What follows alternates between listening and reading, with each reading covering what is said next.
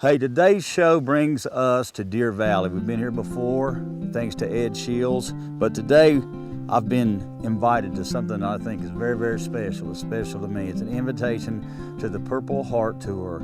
It's one of the highest honors and decorations they can receive, and to be wounded in the line of duty. You know, Buck, you've come and helped us, and this is really good. This is just one of those little benefits we didn't expect, but we're glad you're here. We're going to paint this thing purple. We've got some great celebrities that are interested. Last night, I shot my second possum. We're all excited to eat it this evening.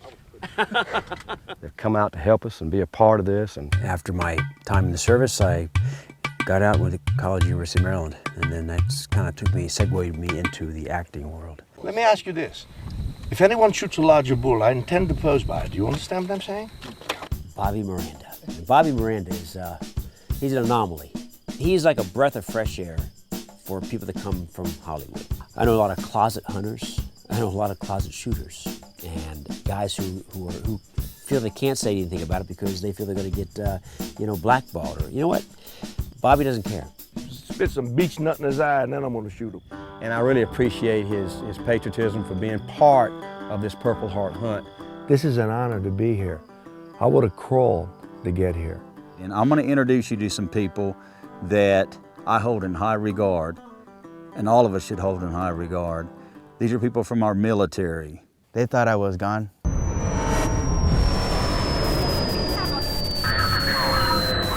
These guys had been in battle. That's when we were in the Battle of Fallujah, the big battle there, and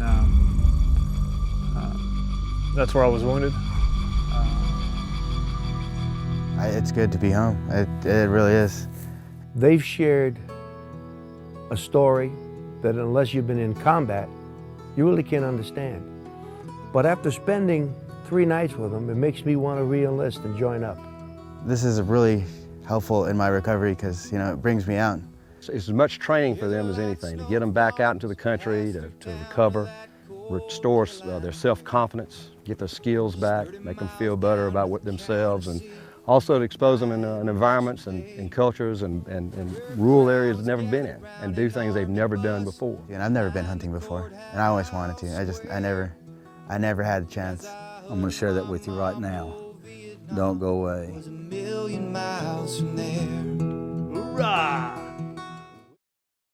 Being an outdoorsman and a hunter, I like to see other hunters doing their thing out there. If you can just barely see the tops of his horns, he can't see you. See right over there. Stay lower than that. And then taking their time and their skill to go out there and show a guy something he's never done before. There's other things that I can do besides sit around. Right behind you.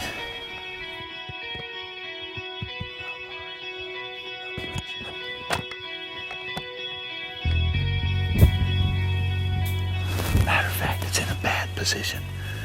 He's facing straight away from us. We might have to just dump down here a little bit, get in these trees.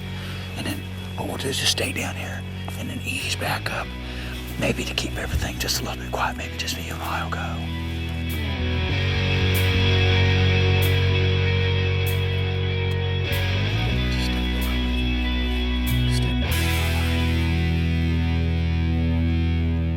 It was challenging what you did with Jed. Jed, you had this soldier, this paratrooper, and as you were saying, he's shooting. He was injured on his right side. He was actually blown up by an RPG, held his post, even though he was, missing, part of the side of his face here, where he was just really messed up. One of my buddies said, he said, "What happened?" I was like, "Man, I think I got hit by a rocket." And he's like, "Well, no, why aren't you smiling?" I was like, "Oh, I'm sorry, Baldwin, Yeah, let me give you a smile." I look at that and go, man, that was when he was like 20 years old. Okay. He should be right there. What I'm going to do is get up where I think where we can get a good look at him. Yeah. Are you shooting right-handed or left-handed? You shoot left-handed. He was injured on his right side. He's shooting on the left side, and you took the patience and the time and your skill, your hunting skills to get up there and lead this guy out to go harvest this buck. He's got no clue we're here. He does not have no clue in the world we're here. Let me get a good height. He has no clue. That bull has no idea we're here. I want to get you. I'm going to try and get you when you can do this. Is that good? I'm going to just get up here where we're high enough where you can get a shot.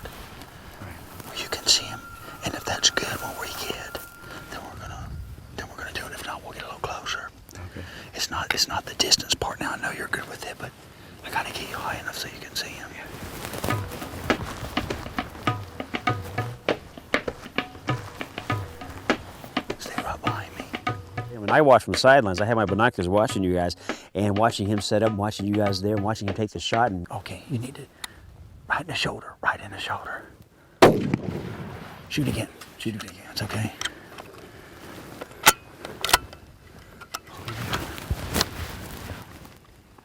I think he fell. Hang on. I just got in there. Is it in there? Yeah. Okay, safety on. Son, hang on. Let's just ease up there. I want to check him up. All I could see were teeth.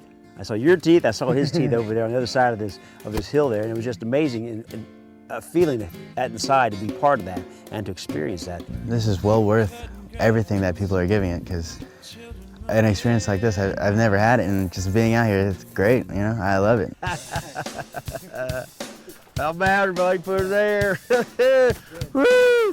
It was too. That's why exactly where I want him to put it. You could see it from where he's at? Oh yeah, perfect. We had a great vantage point. Did you? Oh, yeah. You know, when we dropped down there and got up, we were still kind of behind him. We couldn't. I had to bring him all the way around here and then come up, because it was just, you know, his back was facing, kind of facing us. We didn't have a shot. I need a big old small wool. First of all, anybody in the service, it doesn't matter what branch of service, whether it's Army, Marine Corps, Navy, are eligible to be part of this tour. Exactly a month after I graduated high school, I joined the Marine Corps. You know, he's a Marine sniper. I've been in 19 years now, and I've served from the East Coast of America to Hawaii, Japan, Australia, 3 years living in Africa. I was stationed with the 1st Battalion 8th Marines, and that's who I deployed with in Iraq in 2004, 2005. It's nice interacting with different branches. First, Sergeant! Yes, go on, Bob. Sir, I do not... Is that the proper way to No, sir. talk to an officer? No. Tuck in your chest and salute. Very well. No need for you to talk for the rest of the show. All right, sir. Is my champagne chilled? It is. Don Perignon? Yes, of 84. course. They got the best sense of humor. The Dom Perignon is chilling. Sir, would you like some water?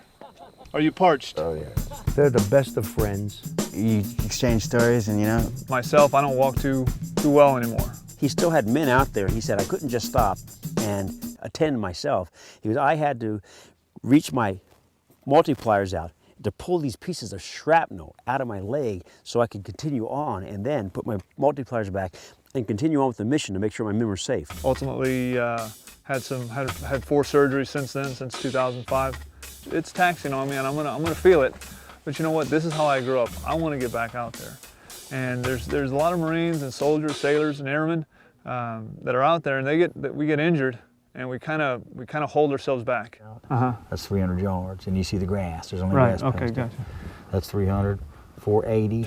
Russell's a Marine and a Marine sniper, and as I was saying earlier, he's trying to get those skills back, and he says it's been a while since he's hunting with his dad, and then you took him back out there to do something he hadn't done in a long time. I want to take the whole world hunting.